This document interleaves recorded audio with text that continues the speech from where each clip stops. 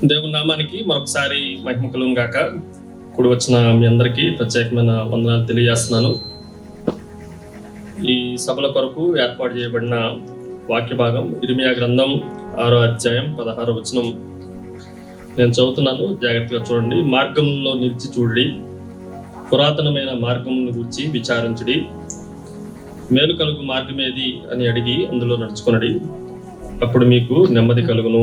చదవబడిన వాక్య భాగమును గత రాత్రి కూడా మీకు జ్ఞాపకం చేశాను.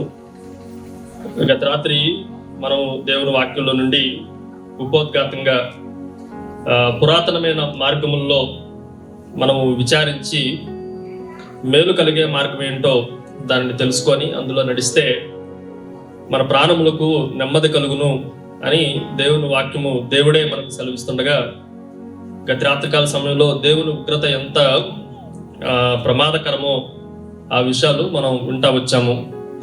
దేవుని తీర్పు, దేవుని శిక్ష, దేవుని ఉగ్రత, దేవుని క్రోధము అవి ప్రారంభించబడ్డాయి. అవి ప్రారంభించబట్ట మాత్రమే కాదు, అవి అనివార్యమైనవి. ఎవరు దాన్ని తప్పించుకోలేము. అంత మాత్రమే కాదు, అవి ఖచ్చితంగా మనకు తగినవే, అర్హమైనవే. ఆ శిక్ష మనము పొందదగిన వారమే. ఎఫెసీయులకు రాసిన పత్రికలో అపోస్తలుడైన పౌలు మనకు జ్ఞాపకం చేసినట్లుగా, స్వభావ సిద్ధంగానే మనము దైవోగ్రతకు పాత్రులమై ఉన్నాము అనే విషయాలు మనం రాత్రి గ్రహిస్తూ వచ్చాం. ఇటువంటి భయంకరమైన ఉగ్రత నడుమ దేవుడు తన శిక్షను మన మీద వేసే ముందు మరొకసారి తన మార్గం గురించి తెలుసుకోవాలన్న విశిష్టమైన జ్ఞానాన్ని తన సేవకులు ఎదుట ఉంచి ఆనాటి నుండి ఈనాటి వరకు తన మార్గాల గురించిన విషయాలు అనేక ప్రజలకు తెలియజేస్తా వచ్చారు. అందులో భాగంగానే అతి పురాతనమైన మార్గాల్లో ఒక మార్గంగా గత రాత్రి జీవ మార్గమును గురించిన విషయాలు మనం తెలుసుకోవటానికి దేవుడు సాయం చేశారు. ఈ రాత్రికాల సమయంలో మరొక మార్గాన్ని మనం ఆలోచన చేసి తర్వాత దేవుని సేవకులకు ఈ సమయాన్ని సంపూర్తిగా మనం అప్పగించడానికి ప్రయత్నం చేద్దాండి. అపోస్తలుల కార్యాలు 16వ అధ్యాయం. అపోస్తలుల కార్యాలు 16వ అధ్యాయం 16వ వచనం నుండి కొన్ని మాటలు నేను చదువుతున్నా. ఆ మాటలు మీరు శ్రద్ధగా, బైబిల్ ఉన్నవారు, యవనస్తులు, ఇక్కడ చేరిన వారందరూ మీ గ్రంథాలు వాటిని ఓపెన్ చేసి చూడవలసిందిగా ప్రభుపేట మనవి చేస్తున్నాను. మేము ప్రార్థనా స్థలమునకు వెళ్ళుచుండగా పూతేను అనే దెయ్యం పట్టినదై సోది చెప్పుట చేత తన యజమానులకు బహులాభము సంపాదించున్న ఒక చిన్నది మాకు ఎదురుగా వచ్చును. ఆమె పౌలును మమ్మను వెంబడించి, ఈ మనుషులు సర్వోన్నతుడైన దేవుని దాసులు, వీరు మీకు రక్షణ మార్గము ప్రచురించువారై ఉన్నారని కేకలు వేసి చెప్పెను. ఆమె ఇలాగూ అనేక దినములు చేయుచుండెను గనుక పౌలు వ్యాకులు పడి దాని వైపు తిరిగి, నీవు ఏమను వదిలిపొమ్మని యేసుక్రీస్తు నామమున ఆజ్ఞాపించుతున్నానని ఆ దెయ్యముతో చెప్పెను. వెంటనే అది ఆమెను వదిలిపోయెను. సో చదవబడిన ఈ వాక్య భాగంలో మీకు అర్థమై ఉంటుంది ఏ మార్గం గురించి ఈ రాత్రి దేవుని వాక్యాన్ని బోధించబోతున్నామో. ఆ విషయంలో 16వ అధ్యాయం 17వ వచనంలో, వీరు మీకు రక్షణ మార్గమును ప్రచురించు వారై ఉన్నారు అని కేకలు వేసెను. కొంచెం జాగ్రత్తగా ఈ రాత్రికాల సమయంలో దేవుని వాక్యంలో నుండి కొన్ని విషయాలు, ప్రాముఖ్యమైన విషయాలు చాలా క్లుప్తంగా దేవుని వాక్యాన్ని మీ ఎదుట ఉంచడానికి ప్రయత్నం చేస్తాను. దేవుని మాటలు ప్రతి చోట చాలా గంభీరంగా ఈ చివరి దినాల్లో వినిపించబడతా ఉన్నాయి. రక్షణ మార్గము ఒకటి ఉంది అని దేవుడు తెలియజేసిన విషయాలు ఎంత బాగుగా గ్రహిస్తామో సాతాను కూడా బోధిస్తా ఉంది. ఇది చెప్పిన మాట సేవకుడో లేకపోతే దేవుడో చెప్పట్లేదు. ఇది ఎవరు చెప్తున్నారు అనంటే ఇది దెయ్యము చెప్తున్న మాట. ఇది పూతేను అనే ఒక దెయ్యం పెట్టిన చిన్న అమ్మాయి చెప్తున్న, కేకలు వేస్తున్న మాట. వీరు మీకు రక్షణ మార్గము ప్రచురించువారై ఉన్నారు. ఈ అధ్యాయంలో రక్షణ గురించిన విషయాలు చాలా ఎక్కువగానే మనకు కనిపిస్తూ ఉంటాయి. చూడండి, 16వ అధ్యాయం మరొక వచనాన్ని నేను చదువుతున్నా, 30వ వచనం. 16వ అధ్యాయం 30వ వచనంలో అక్కడ ఉన్న జైలు అధికారి వారి ఎదుట ఒక బ్రహ్మాండమైన చాలా గొప్ప ప్రశ్నను వారి ఎదుట ఉంచడం జరుగుతుంది. వారిని వెలుపలకు తీసుకుని వచ్చి, అయ్యలారా, రక్షణ పొందుటకు నేనేమి చేయవలెను? రక్షణ పొందుటకు నేనేమి చేయవలెను? ఇది ఈ రాత్రికాల సమయంలో అసలు సిసలైన ప్రశ్న. రక్షణ పొందటానికి నేనేం చేయాలి అని మనం ఆలోచన చేస్తే, ఈ అధ్యాయంలోనే 4 విషయాలు ఈ రాత్రి మీకు జ్ఞాపకం చేస్తాను. రక్షణ గురించిన విషయాలు మనం అర్థం కావటానికి 4 Pలు మీకు జ్ఞాపకం చేస్తా. మొదటిది ప్రొక్లమేషన్ ఆఫ్ సాల్వేషన్. రక్షణ గురించిన ప్రకటన మనకి చాలా అవసరం. అది ముందుగానే పూతోను దెయ్యము మనకు జ్ఞాపకం చేసినట్లుగా 16వ అధ్యాయం 17వ వచనంలో రక్షణ మార్గము ప్రచురించబడటం, రక్షణ మార్గము ప్రకటించబడటం, అది మొదటి విషయం. రెండవది పర్సన్ ఆఫ్ సాల్వేషన్. ఈ రక్షణను అనుగ్రహించే వ్యక్తి ఎవరో ఆ విషయాలు కూడా 31వ వచనంలో వారిచ్చిన సమాధానంలో మనకు కనిపిస్తా ఉంటది.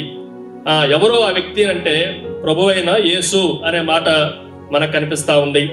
సో ప్రాక్లమేషన్ మీకు ఎదుట తీసుకొని రాబడుతుంది. రెండోది పర్సన్ ఎవరో, ఆ రక్షణకు ఆ వ్యక్తి ఎవరో ఆ వ్యక్తిని గురించి కూడా ప్రభువైన యేసు అని జ్ఞాపకం చేస్తా ఉంది. మూడవది ప్రాసెస్ ఆఫ్ సాల్వేషన్. రక్షణ యొక్క ప్రక్రియను కూడా ఈ సమాధానంలోనే మనం రాబట్టొచ్చు.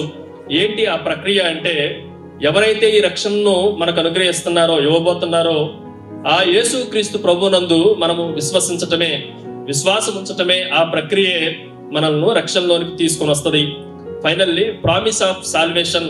రక్షణ యొక్క వాగ్దానం గురించి కూడా అక్కడ రాయబడింది. ప్రభు అయిన యేసునందు విశ్వాసం ఉంచము, అప్పుడు నీవును నీ ఇంటి వారును రక్షణ పొందుదురు. ఇది వాగ్దానము. సో రక్షణ అనే మాటను మనం అర్థం చేసుకోవాలంటే రక్షణ యొక్క ప్రకటన ఏంటో మనకు అర్థం అవ్వాలి. రక్షణలో ఉన్న గొప్ప వ్యక్తి ఎవరో మనకు తెలియాలి. రక్షణలో ఉన్న ప్రక్రియ ఏంటో మనకు అర్థం అవ్వాలి. నాలుగోది రక్షణలో ఉన్న వాగ్దానం ఏంటో కూడా ఈ రాత్రి మనం ఎరగాలి. సో ఈ 4 విషయాలు మీకు జ్ఞాపకం చేయడానికి అసలు ఒక్క నిమిషం కూడా సమయం ఎంత వేగంగా చెప్పినా ఒక మాట కూడా చెప్పలేనేమో. అయినప్పటికీ ఈ రాత్రి మనం జాగ్రత్తగా ఆలోచన చేద్దండి. ఇంతకీ ఈ దెయ్యపు పేరు ఏమని రాయబడిందండి చెప్పండి? ఇంగ్లీష్ లో ఏమంటారంటే పైథాన్ అంటాం. చాలా మందికి ఇంగ్లీష్ మీడియం చదువుకునే పిల్లలకి పైథాన్ అంటే ఏంటో తెలుసు. పైథాన్ అంటే ఏంటి చెప్పండి? సర్వసాధారణంగా కొండ చిలువ అని అంటాం. పూతేన్ అంటే అర్థం ఏంటి అంటే ఒక సర్పము. ఇంకా నేను చెప్పాలి అంటే ఆదికాండం 2వ అధ్యాయంలో ఉన్న సర్పము, ఇప్పుడు 16వ అధ్యాయంలో 16వ వచనంలో ఉండే ఈ సర్పము 2 ఒక రకమైనవి. 16వ అధ్యాయంలో ఉండే ఈ సర్పానికి మొదటి 5 కాండాల్లో దేవుని దాసులు మోషే చెప్తున్న మరొక పేరు ఏంటి అని అంటే కర్ణ పిచాచి అని రాయబడింది. కర్ణ పిచాచిని కూడా ఇంగ్లీష్ ట్రాన్స్లేషన్ లో వాళ్ళు పైథాన్ అని వాడారు. అంటే సోది చెప్పటం అనేది ఏంటి అని అంటే అది దెయ్యముతో పోల్చబడతా ఉంది. కొంతమంది సోది చెప్పించుకునే స్త్రీలకి నేను గట్టిగా చెప్పే మాట ఏంటి అని అంటే, ఆదికాండం 2వ అధ్యాయంలో కూడా సాతానుతో అవేం చెప్పించుకుందంటే సోది చెప్పించుకుంది. అది సోది చెప్తా ఉంటే ఏం గారు విని నువ్వు బ్రహ్మాండంగా అయిపోతావు, నువ్వు దేవుని దూతవలే అయిపోతావు, నీకు ఆకాశంలో పరలోకములో నీకు సింహాసనం ఉంటది, ఏదోదో చెప్తే ఆ సోదంతా విని ఈరోజు మనలందరినీ శోధనలోనికి తెచ్చింది. ఆ మాత్రమే కాదు, నరకములోనికి పడవేయటానికి అదే కారణమైంది. కొంతమంది ఇటువంటి సోది మాటలు, సోది విషయాలు ఎక్కువగా ఆలకిస్తా ఉంటారు. వారికి ఈ రాత్రి ఆ సోది చెప్పే దైవమే చెప్పిన మాట ఏంటంటే, వీరు మీకు రక్షణ మార్గమును ప్రచురం చేస్తారు. ఈ రాత్రి ఈ రక్షణ మార్గం అంటే ఏంటో కొన్ని విషయాలు మీకు జ్ఞాపకం చేస్తాం. మొట్టమొదటి చాలా విషయాలు ఉన్నాయి, కానీ ఈ ప్రకటనలోనే అసలు రక్షణ ప్రకటన ఎలాంటిది అని మనం ఆలోచన చేస్తే ఒక 3-4 విషయాలు ఈ రాత్రి మీకు జ్ఞాపకం చేసి నేను వాక్యాన్ని ముగించేస్తాను. మొదటిది, సాల్వేషన్ ఈజ్ యూనివర్సల్. రక్షణ అనేది ఎలాంటిది చెప్పండి? అది సర్వాంతరము. రక్షణ అనేది విశ్వవ్యాప్తం. ఇది రక్షణ అనేది నవాపేటకు మాత్రమే పరిమితమైనది కాదు. రక్షణ అనేది పిల్పి పట్టణములో ఉన్న వారికి మాత్రమే పరిమితమైనది కాదు. రక్షణ ఎంత అనంటే దాని పరిధి ఎంత అని మనం ఆలోచన చేస్తే రక్షణ పరిధి లోకమంతటికి సంబంధించింది. ఇది విశ్వవ్యాప్తమైనది, ప్రపంచం మొత్తానికి చెందింది. ఈ రక్షకుడు ఎలాంటి వాడు అనంటే అందరికీ రక్షకుడు అనే సత్యాన్ని మనం గ్రహించాలి. తిమోతికి రాసిన మొదటి పత్రిక 2వ అధ్యాయం 4వ వచనం మనందరికీ కంఠస్థ వాక్యం. ఆయన మనుషులందరూ రక్షణ పొంది. మనుషులందరూ అన్నారా, లేకపోతే మనుషులు కొందరే అన్నాడా? ఏమని రాయబడుతుందండి దేవుని వాక్యంలో? ఆయన ఎవరు అంటే యేసుక్రీస్తు ప్రభు. మనుషులందరూ రక్షణ పొంది మనం అందరము రక్షణ పొందాలి అనేది దేవుని యొక్క ఇచ్చ, దేవుని యొక్క కోరిక. సో రక్షణ కార్యము, రక్షణ ప్రకటన మనం జాగ్రత్తగా ఆలోచన చేస్తే రక్షణ అనేది యూనివర్సల్. రక్షణ అనేది ఏంటి చెప్పండి? అది విశ్వవ్యాప్తంగా ఉండే సత్యము అనే విషయాన్ని మనం గ్రహించాలి. దీనికి బెస్ట్ ఫెమిలియర్ 2 వాక్యాలు మీకు జ్ఞాపకం చేస్తాను. యోహాను సువార్త 3:16 17 మనందరికీ తెలిసిన వాక్య భాగాలు. దేవుడు లోకమును ఎంతో ప్రేమించెను, దేవుడు లోకమును ఎంతో ప్రేమించెను. ఆ తర్వాత 17 మనం చదివితే, లోకము తన కుమారుని ద్వారా రక్షణ పొందటానికే గాని తీర్పు తీర్చుటకు దేవుడు ఆయనను లోకములోనికి పంపలేదు. ఇప్పుడు కుమారుని ద్వారా ఏది రక్షణ పొందటానికి అనంటే లోకము రక్షణ పొందటానికి. లోకం అంటే ఏంటి? మన లోకంలో, మన ఆంధ్ర లోకంలో ఉన్న గురిజాడ అప్పారావు గారు చెప్పిన మాటలు నేను బైబిల్లో ఆపాదించను. జాగ్రత్తగా వినండి. లోకం అంటే ఏంటో మీకు ఈ రాత్రి మీకు జ్ఞాపకం చేస్తాను. లోకము అనేది చాలా మందికి అర్థం కాలేదు.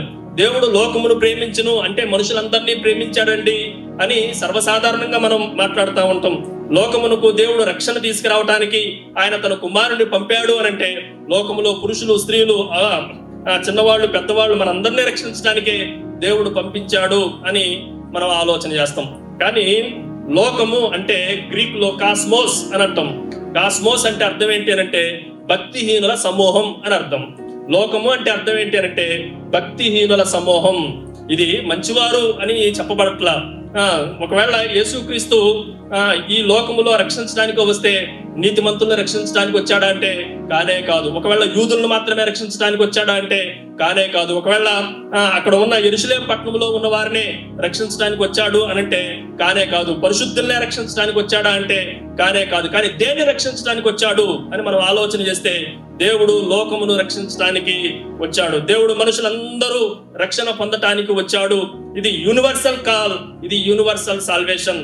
ఈ రాత్రి లోకం అంటే ఏంటో, ఎటువంటి లోకాన్ని దేవుడు ప్రేమించాడో, ఎటువంటి లోకం కొరకు తన ప్రాణాన్ని పెట్టాడో, ఎటువంటి లోకాన్ని దేవుడు రక్షించాడో కొన్ని విషయాలు ఈ రాత్రి మీకు జ్ఞాపకం చేస్తా. అసలు లోకము ఎటువంటి లోకాన్ని దేవుడు ప్రేమించాల్సి వచ్చింది మనం ఆలోచన చేస్తే అసలు లోకము అనే మాటకే భక్తిహీనుల సమూహం అని మీకు జ్ఞాపకం చేస్తా వచ్చాను. కానీ దేవుడు ఎటువంటి లోకం పట్ల శ్రద్ధ కలిగి ఉన్నాడో కొన్ని మాటలు మనం ఆలోచన చేద్దండి. మొట్టమొదటిది రాసుకోండి. లోకము ఎలాంటి లోకాన్ని దేవుడు రక్షించడానికి వచ్చాడంటే అసలు దేవుడే లేడు అనుకునే లోకాన్ని దేవుడు రక్షించడానికి వచ్చాడండి. లోకం ఏమనుకుంటుంది చెప్పండి? దేవుడు అనేవాడు లేడే లేడు. అదే ఎఫెసీయులకు రాసిన పత్రిక 2:12 ఇలాగ రాయబడింది. ఎఫెసీయులకు రాసిన పత్రిక 2:12 ఆ కాలమందు ఇశ్రాయేలులతో సహపౌరులు కాక పరదేశులను, వాగ్దాన నిబంధనలు లేని పరజనులను, నిరీక్షణ లేని వారును లోకమందు, అందరూ చెప్పండి, లోకమందు దేవుడు లేని వారయుండి. అంటే వీరు ఏమనుకుంటున్నారు అనంటే లోకంలో ఉన్న వారందరూ ఏమనుకుంటున్నారంటే దేవుడు లేడు అని అనుకుంటున్నారు. ఇంకా చాలా క్లియర్ గా చెప్తున్నా, దావీదు భక్తుడు చెప్తున్న మాట ఏంటి అంటే కీర్తన గ్రంథం 14 మొదటి కీర్తన 14వ సంకీర్తన 1 దేవుడు లేడని బుద్ధిహీనులు తమ హృదయములో అనుకొందురు. ఏ లోకం అండి ఈ లోకం చెప్పండి? దేవుడు లేడు అనుకునే లోకం. ఒక మాట చెప్పమంటారు, జాగ్రత్త వినండి. నాస్తికులను రక్షించడానికి కూడా దేవుడు ఈ లోకానికి వచ్చాడు. వాళ్ళు ఏమనుకుంటారు అనంటే దేవుడు లేడు అని డిక్లేర్ చేసుకొని దేవుడు అనేవాడు లేడు అని మేమే దేవుళ్ళం, లేదంటే మాకున్న సైన్స్ మేము బ్రతకగలం, మాకున్న టెక్నాలజీని బట్టి మేము బ్రతకగలం, మేము దేవుడి మీద ఆధారపడవలసిన అవసరం లేదు అనుకునే లోకాన్ని ప్రేమించాడు. ఆ లోకాన్ని రక్షించడానికి దేవుడు వచ్చాడు. మొదటి కారణం, మొదటి లోకం ఎలాంటిది అనంటే, ఈ భక్తిహీనుల సమూహం ఎలాంటిది అనంటే దేవుడు లేడు అనుకునే లోకం. అందరూ చెప్పండి, ఏ లోకం ఇది? దేవుడు లేడు అనుకునే లోకం. రెండో విషయాన్ని మీకు జ్ఞాపకం చేస్తాను. యోహాను సువార్త 10వ ఇలాగ రాయబడింది.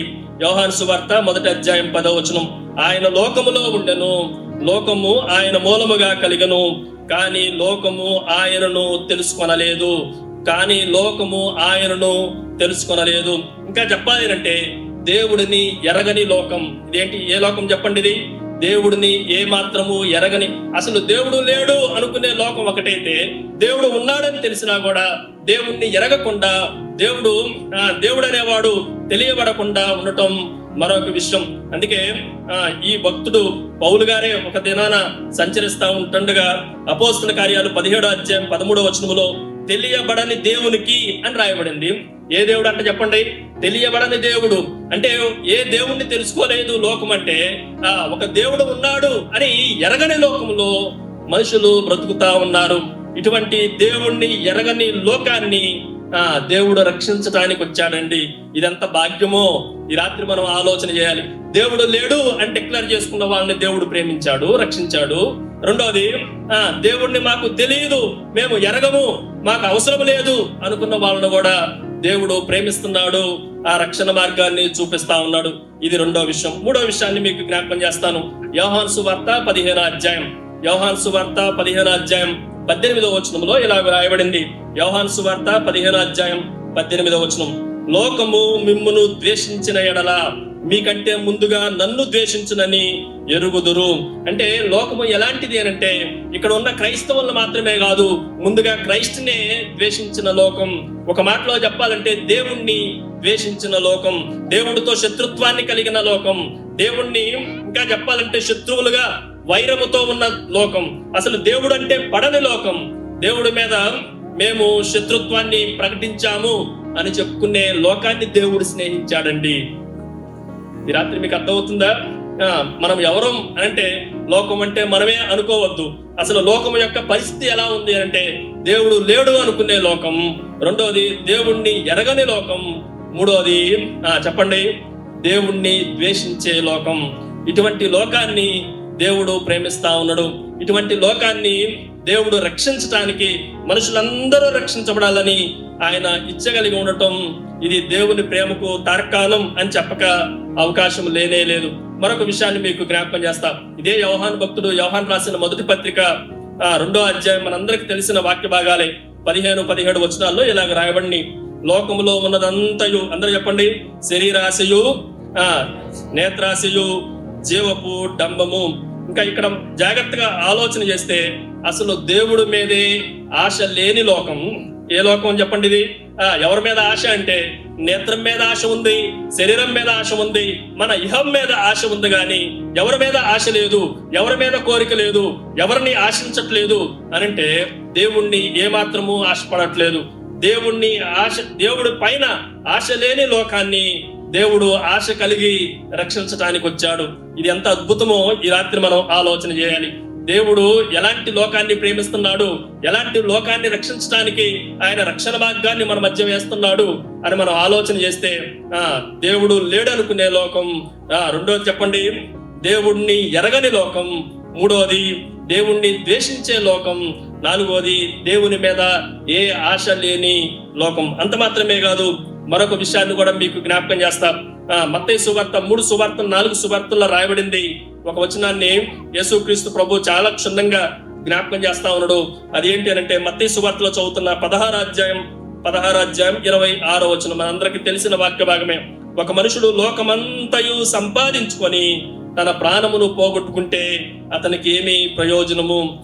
ఈ రోజుల్లో చాలా మంది లోకము ఎలా ఉంది అనంటే, లోకము ఎలాంటి లోకములో మనం జీవిస్తున్నామంటే, నానా రకాలైన సంపాదనల్లో మునిగిపోయిన లోకం. ఈరోజు కొంతమంది బిడ్డలను సంపాదించుకుంటాం, కొంతమంది ఆస్తులను సంపాదించుకుంటాం, కొంతమంది ఐశ్వర్యాన్ని సంపాదించుకుంటాం, కొంతమంది జ్ఞానాన్ని సంపాదించుకుంటాం, కొంతమంది అందాన్ని సంపాదించుకుంటాం. వీటిల్లో మనము ఆరితేరాము గాని దేవుణ్ణి సంపాదించుకోవాలి, రక్షణని సంపాదించుకోవాలి, నీతిని సంపాదించుకోవాలి, దీన్ని సంపాదించుకోవటంలో లోకము విఫలమైపోయింది. ఇంకా చెప్పాలి అంటే, సంపాదనలో పడిన లోకాన్ని దేవుడు తనకు సంపదగా రక్షించుకోవటానికి ఈ లోకానికి దేవుడు వచ్చాడు. ఈ సత్యాన్ని మనము ఆలోచన చేయాలి. ఎన్ని చెప్పారండి? ఎందుకని చెప్పారులే కానీ అంటారా? ఎన్ని చెప్పా చెప్పండి? దేవుణ్ణి ద్వేషించిన లోకం. రెండోది, దేవుణ్ణి ఎరగని లోకం. మూడోది, దేవుణ్ణి ద్వేషించే లోకం. నాలుగోది, దేవుని మీద ఆశలు లేని లోకం. ఐదవది, సంపాదనలో మునిగిపోయిన లోకం. ఆరవది, నటించే లోకం. ఎటువంటి లోకం చెప్పండి? ఇది మనందరికి తెలిసిన వాక్య భాగం. 1 కొరింథీయులకు రాసిన పత్రిక 7:31 ఈ లోకము అనుభవించువారు అమితముగా అనుభవించినట్లు ఉండవలను. ఏలయనగా ఈ లోక నటన, అందరూ చెప్పండి, గతించుచున్నది. లోకము ఎలాంటిదంటే చాలా నటించే లోకం అండి. సినిమా యాక్టర్ల కన్నా క్రైస్తవులు చాలా అద్భుతంగా నటిస్తారు. మన నటన ముందు ఏ సూపర్ హీరో, మెగాస్టార్, సూపర్ స్టార్లు సరిపోరు. ఎందుకు రాలేదమ్మా అంటే అప్పుడే చెప్తారు, ఇప్పుడే కడుపులో నొప్పి వచ్చిందండి, ఇప్పుడే పొయ్యిలో మాడిందండి, ఇప్పుడే పంపులు వచ్చినాయండి. ఎన్ని నటనో. అందుకే కొంతమంది సేవకులు ప్రభు చెప్పిన మాటే, ఎవరు చెప్పండి, వేషలైనా పరలోకానికి చేరతారేమో గాని వేషధారులు నటించే వాళ్ళు బయట ఎంత ఎంత ఎంత బాగా నటిస్తారో, అయ్యగారి మీద ప్రేమ ఉన్నట్లుగా, దేవుడి మీద ప్రేమ ఉన్నట్లుగా, వందనాలు హల్లెలూయా ఇక్కడ ఉన్నంతసేపు ఎంతో పరిశుద్ధంగా కనిపిస్తా ఉంటాం. ఒక్కసారి ఈ ఆవరణం దాటితే మన బ్రతికి ఏంటో, మన నటన ఏంటో మనకు తెలుసు. ఇంత నటించే లోకాన్ని కూడా దేవుడు ఎంత ప్రేమిస్తుందండి. ఎంత ప్రేమ అంటే, ఎంత రక్షణ కొరకు ఎంత పరలోకం నుండి దిగి వచ్చాడో మనము ఆలోచన చేయాలి. ఫైనల్లీ 7వది, ఈ లోకము ఎలాంటిదంటే నశించిపోయే లోకం. నటించే లోకం మాత్రమే కాదు, ఇది ఎలాంటిదంటే నశించిపోయే లోకం. పేతురు రాసిన 2వ పత్రికలో మనందరికి తెలిసిన 3:10 ప్రభు దినము దొంగ వచ్చినట్లు వచ్చును, ఆ దినమున ఆకాశములు మహాధ్వనితో గతించిపోవును, పంచభూతములు మిక్కుటమైన వేండ్రముతో లయమైపోవును, భూమియు లోకమును దాని మీద ఉన్న కృత్యములు కాలిపోవును. ఏమైపోతున్నాయి చెప్పండి? ఈ లోకమంతా ఏమైపోతుంది అని అంటే, ఈ లోకం మొత్తము ఒక మాటలో చెప్పాలంటే నశించిపోతుంది. ఇలాంటి లోకాన్ని దేవుడు ఏం చేస్తున్నాడు చెప్పండి? ఇప్పుడు చెప్పండి. యోహాను సువార్త 3:17 ప్రకారం లోకమును తన కుమారుని ద్వారా రక్షించటానికే తప్ప ఆయన తీర్పు తీర్చడానికి తన కుమారుని పంపించలేదు. దేవుడు లోకమును ఎంతో ప్రేమించినంటే, ఇంత భయంకరమైన లోకాన్ని దేవుడు ప్రేమించాడు. ఇంత భయంకరమైన లోకాన్ని ఆయన తన రక్షణ కార్యాన్ని జరిగించడానికి వచ్చాడు. ఇప్పుడు మనుషులందరూ రక్షణ పొందాలి అంటే మనుషుల జాబితాలు ఏంటో మీకు జ్ఞాపకం చేశారు. ఈ రక్షణ కార్యము, ఈ ప్రకటన, ఈ ప్రసరణ ఎక్కడ ప్రారంభించబడింది అంటే ఆదికాండములోనే, ఏదైనా వనములోనే ప్రారంభించబడింది. మనం ఆలోచన చేస్తే 3:15 మనందరికీ తెలిసిన వాక్య భాగమే. ఆదికాండం 3:15 నీకును స్త్రీకిని, నీ సంతానమునకును ఆమె సంతానమునకును వైరము కలగజేసేదను, అది నిన్ను తల మీద కొట్టును, నీవు దానిని మడం మీద కొట్టుదువు.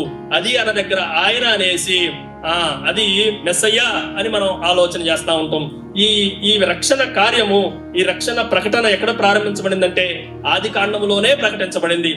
అక్కడి నుండి ప్రారంభించబడి ఆ రక్షణ కార్యము యెరూషలేములో నుండి, యూదయ సమరయలో నుండి భూదిగంతములు వచ్చే వరకు ఐరోపా వరకు వచ్చింది. ఐరోపాలో నుండి ఎక్కడికి వచ్చిందంటే ఫిలిప్పి పట్టణానికి వచ్చింది. ఫిలిప్పి పట్టణంలో చాలా విచిత్రమైన వ్యక్తుల మధ్య జరుగుతా ఉంది. ఇంకా లోకము ఎలా ఉందో మీకు జ్ఞాపకం చేస్తున్నాం. లూదియా అనే ఒక స్త్రీ ఉంది. ఆమె చాలా బిజినెస్ మ్యాన్, ఆమె ఒక స్త్రీ.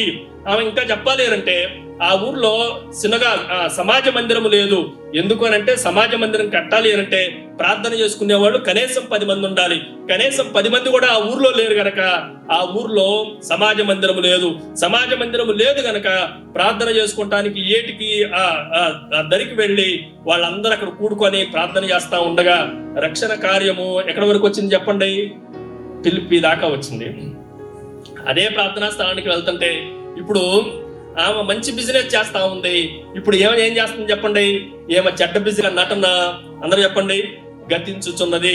లోకము ఎలాంటిదంటే చాలా నటించే లోకం అండి. సినిమా యాక్టర్ల కన్నా క్రైస్తవులు చాలా అద్భుతంగా నటిస్తారు.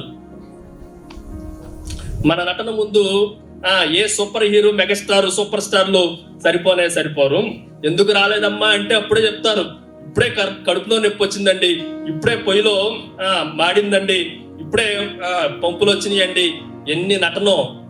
అందుకే కొంతమంది సేవకులు ప్రభు చెప్పిన మాటే, ఎవరు చెప్పండి, వేషలైనా పరలోకానికి చేరతారేమో గాని వేషధారులు నటించే వాళ్ళు బయట ఎంత ఎంత ఎంత బాగా నటిస్తారో, అయ్యగారి మీద ప్రేమ ఉన్నట్లుగా, దేవుడి మీద ప్రేమ ఉన్నట్లుగా, వందనాలు హల్లెలూయా ఇక్కడ ఉన్నంతసేపు ఎంతో పరిశుద్ధంగా కనిపిస్తా ఉంటాం.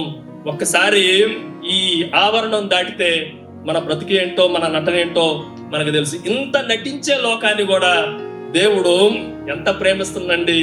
ఎంత ప్రేమ అంటే, ఎంత రక్షణ కొరకు ఎంత పరలోకం నుండి దిగి వచ్చాడో మనము ఆలోచన చేయాలి. ఫైనల్లీ 7వది, ఈ లోకము ఎలాంటిదంటే నశించిపోయే లోకం. నటించే లోకం మాత్రమే కాదు, ఇది ఎలాంటిదంటే నశించిపోయే లోకం. పేతురు రాసిన 2వ పత్రికలో మనందరికి తెలిసిన 3వ అధ్యాయం 10వ వచనంలో, ప్రభు దినము దొంగ వచ్చినట్లు వచ్చును, ఆ దినమున ఆకాశములు మహాధ్వనితో గతించిపోవును, పంచభూతములు మిక్కుటమైన వేండ్రముతో లయమైపోవును, భూమియు లోకమును దాని మీద ఉన్న కృత్యములు కాలిపోవును. ఏమైపోతుంది చెప్పండి? ఈ లోకమంతా ఏమైపోతుంది అని అంటే, ఈ లోకం మొత్తము ఒక మాటలో చెప్పాలంటే నశించిపోతుంది. ఇలాంటి లోకాన్ని దేవుడు ఏం చేస్తున్నాడు చెప్పండి? ఇప్పుడు చెప్పండి. యోహాను సువార్త 3వ అధ్యాయం 17వ వచనం ప్రకారం లోకమును తన కుమారుని ద్వారా రక్షించటానికే తప్ప ఆయన తీర్పు తీర్చడానికి తన కుమారుని పంపించలేదు. దేవుడు లోకమును ఎంతో ప్రేమించినంటే, ఇంత భయంకరమైన లోకాన్ని దేవుడు ప్రేమించాడు. ఇంత భయంకరమైన లోకాన్ని ఆయన తన రక్షణ కార్యాన్ని జరిగించడానికి వచ్చాడు. ఇప్పుడు మనుషులందరూ రక్షణ పొందాలి అంటే మనుషుల జాబితాలు ఏంటో మీకు జ్ఞాపకం చేశాను. ఈ రక్షణ కార్యము, ఈ ప్రకటన, ఈ ప్రసరణ ఎక్కడ ప్రారంభించబడింది అంటే ఆది కాండములోనే, ఏదైనా వనములోనే ప్రారంభించబడింది. మనం ఆలోచన చేస్తే 3వ అధ్యాయం 15వ వచనం మనందరికీ తెలిసిన వాక్య భాగమే.